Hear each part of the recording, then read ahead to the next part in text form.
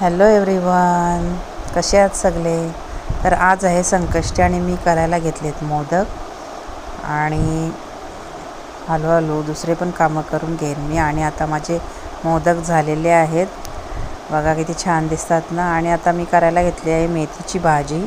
आणि मेथीची भाजी झाल्यावर मी करायला घेणार आहे कोबीची भाजी.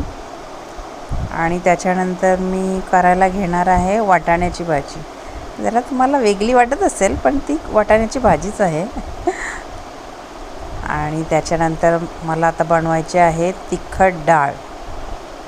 तिखट डाळ झाल्यावर अजून तिखट डाळ, वाटाण्याच्या भाजीला भरपूरच वेळ लागला मला आता. आणि आता ही आहे तिखट डाळ जी बनवायला घेतलेली आहे मी.